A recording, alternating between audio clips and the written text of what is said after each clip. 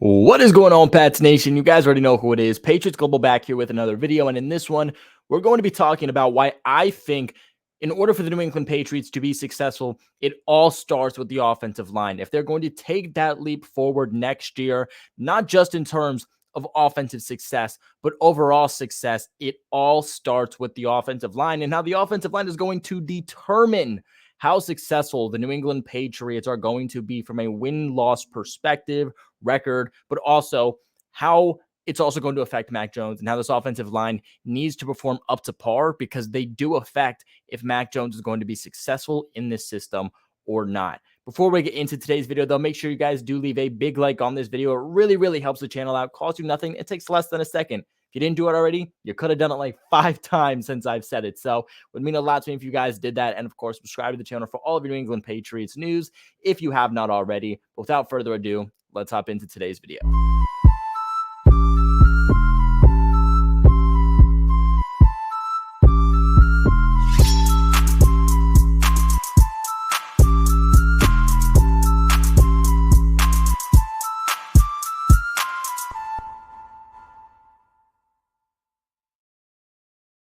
Now, guys, I have a lot of statistics here that I'm going to be throwing at you. So just stay with me because there's going to be a lot of information in this video. But the information in this video took me some time to compile together in order to back up exactly why I think, again, everything does start with the Patriots offensive line.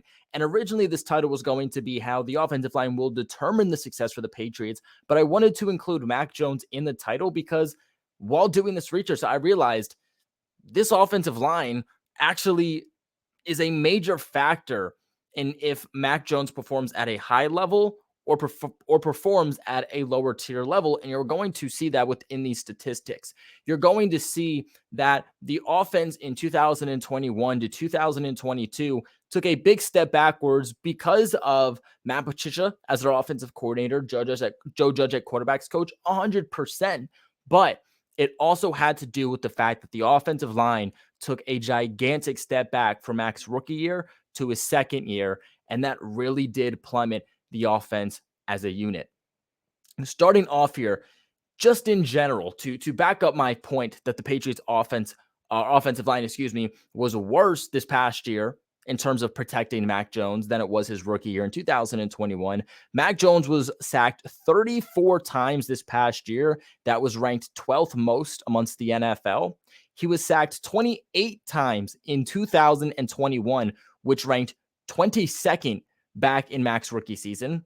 Now, Mac Jones was also ranked the 13th highest in sacks per game this past year with 2.43, compared to being ranked 30th in 2021 with 1.72. Now, Mac Jones was also, believe this or not, was the NFL's 5th highest graded quarterback in 2022, not 2021. Yeah, this past year, when everybody said he's a terrible quarterback, he was ranked the NFL's 5th highest quarterback when kept clean, according to PFF. The quarterbacks that were in front of him is very good company. It consists of Joe Burrow, Jalen Hurts, Patrick Mahomes, and Trevor Lawrence. That says something. Keep Mac clean, and he can easily perform as a top 10 quarterback. You just need to keep him upright. And the thing about Mac is that everybody's going to come on and they're going to say, well, Patriots Global, like we want Anthony Richardson, we want Jalen Hurts. You want a guy that has a lot of raw talent. And I understand that. Guys with those raw talents have such a high ceiling. They have high potential. But football and playing the quarterback position doesn't just come back to being athletic and being given God-given abilities. It's not like it is wide receiver. It's not like it is running back. You have to be smart. It comes from a mental aspect, and that's where the Patriots got Mac Jones. They got him because although his ceiling isn't necessarily as high, they know that his ceiling's not as high. His floor is very high. And they know that they're going to get a lot out of him straight off the bat because of his mental aspect, because of what he's going to bring from a mental standpoint. And what Mac can do from a mental standpoint with his football IQ is something that you do not see a lot of quarterbacks able to do in the NFL today. Because at this point, it really does come down to God-given abilities and people's ability or quarterback's ability to be able to perform on the field with their God-given ability. Throw a ball 80 yards down the field, be able to scramble and juke out 10 defenders and pick up the first down. Mac's type of quarterback isn't exactly appreciated anymore because it's not the norm with what we see in the NFL anymore. Now, guys, before we do continue on this video, I do want to give a massive shout out to the sponsors of this video, or rather the sponsor of the channel at FanDuel. Guys, right now, make a fast break to FanDuel. During the NBA playoffs, the Celtics are surprising us. The Celtics are playing good basketball right now. And guys, this is your time to show some support and have some fun. Go ahead and bet on the Celtics right now, because right now, new customers can get a no sweat first bet up to $1,000. That is $1,000 back in bonus bets if your first bet does not hit. The thing that I do love most about FanDuel is ultimately their ability to have a safe and secure app. This is something you can constantly rely on and constantly be reassured that you're not going to get hacked or have to deal with any scams. And that's number one priority to me. Also, if your bet does hit, you get paid out instantly. As soon as that bet hits, you get your money. You can also opt out of your money before that bet does go through if you are having some cold feet. They also have new promotions every single day running in order to get you some easy, free, safe bet money. So guys, go ahead and check out FanDuel. There's no better place to bet on all of the playoff action than America's #1 sportsbook. Visit FanDuel.com/Boston to get a no sweat first bet up to $1,000. That is $1,000 again as a no sweat first bet. All you guys got to do is visit, once again, FanDuel.com/Boston. FanDuel, the official sports betting partner of the NBA. Little disclaimer, guys, make sure you are 21 in select states. FanDuel is offering online sports wagering in Kansas City under an agreement with Kansas City Casino. Just to make sure you guys do dial 1-800-GAMBLER or visit FanDuel.com if you are dealing or know somebody that is dealing with gambling issues.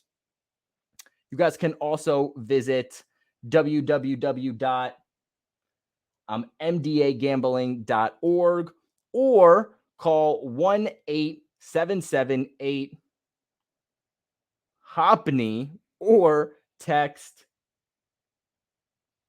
HOPNY 467-369 or 1-800-522-4700 or visit www.1800gambler.net. Boy, was that a mouthful. But let's get back into today's video. To go back to what I was saying here in terms of Mac Jones and these statistics, his touchdown to interception ratio when kept clean was a tremendous 11-3 this past year. I think Mac Jones took a step back in terms of keeping the ball clean and not having any turnover-worthy plays. But again, how much of that came down to the offensive line not giving him that time? How much of that came down to him not being able to get down through his progressions? Because again, when kept clean, that 11-3 interception ratio was absolutely bizarre. Now, also having more time to throw will help Mac improve his yardage totals generated from what would be a clean pocket. In order for him to have a clean pocket, or what would result in him having a clean pocket, is Mac Jones being able to sit back longer, let routes develop, and be able to strike down the field. The Patriots were actually one of the best in terms of big play percentage. What they really lacked on this past year was actually yards after the catch. And they're getting somebody like Juju, they're getting somebody like Gesicki who can really help in terms of yards after the catch. But again, give Mac more time to throw. Those guys are going to develop more yardage, more big plays ultimately are going to develop. Among 32 quarterbacks with 280 dropbacks at minimum this past year, Mac Jones had the 10th shortest time to throw according to Next Gen Stats. The 10th shortest time to throw. When you are giving a pocket passing quarterback who isn't mobile within the pocket very much and isn't all that mobile in general, and really isn't a quarterback you want taking off with the ball, and giving him the 10th shortest time to throw is an issue. You want to give Jalen Hurts less time to throw? Okay, he can run. You want to give somebody like, let's say, Patrick Mahomes less time to throw. Okay, well, he can run. Would you do the same thing with Tom Brady? And I think Mac Jones is a little bit more mobile, but still, would you want to do this with Tom Brady? If Brady was here and Brady had the 10th shortest time to throw, how would things look? And I don't like to compare or even put Mac Jones and Tom Brady in the same sentence, but it does need to be put into the same perspective. Now, Mac Jones also ranked 31st out of 32 quarterbacks, according to PFF, under pressure, ahead of only Jets quarterback Zach Wilson. That's insanely low. First off, that's insanely low, as was Mac Jones' 35.1 quarterback rating under pressure, which was only better than two quarterbacks. It was only better than Arizona's Kyler Murray and Jets' Zach Wilson. So you can already see that Mac Jones isn't being protected.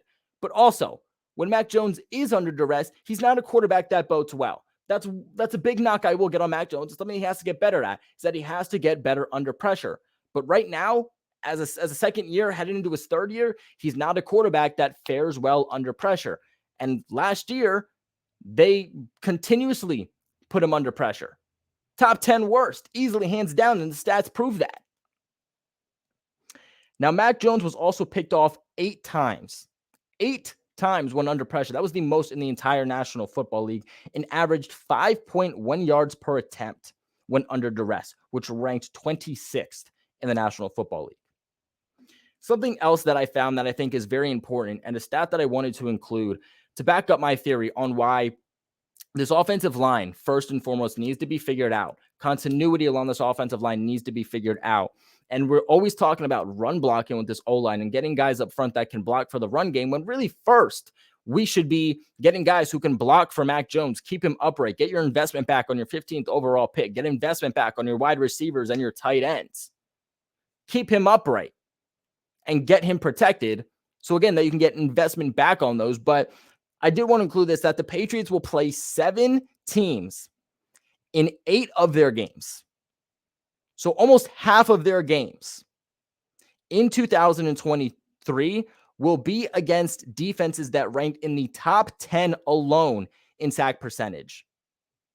And when I say top 10 alone, I mean 8 of their opponents next year were all ranked somewhere within just the top 10 in terms of their front 7 and pass rush ability last year. That's Philly, Dallas, Washington, the Jets, the Saints, the Chiefs, and the Colts. The Patriots O-line has a lot of slack to start picking up. Can Adrian Clem do it? I think that's going to be the massive question. The Patriots offensive line should be better this year compared to last year. There was a lot of injuries also, but it all starts along with continuity. That's where the Patriots need to start. They need to start with getting the right guys in the right place, but setting those same guys from week 1 to the final week. Stop jumbling guys. Stop putting Trent from left to right to left to right. Stop changing who your left guard is going to be. The only player that stayed at their position from week 1 to week 18 was Michael Onwenu, and that's a real problem, because the offensive line isn't just about talent. It's more so about continuity and having those same guys alongside of each other, because they have that connection, that communication to know how to pass blocks off to each other and how to communicate to each other what's going on in front of them and around them. So what were your thoughts on the stats that I provided for you guys here today to show you that everything is going to start with the offensive line in terms of Mac Jones' success, but also this team's success in 2023. Make sure you guys let me know in the comment section below. Make sure you guys also check out FanDuel again. Again, link that all, fanduel.com/Boston. Make sure you guys also leave a big like on this video. Subscribe to the channel for all of your New England Patriots news. I appreciate you guys for watching, and never forget, go Pats.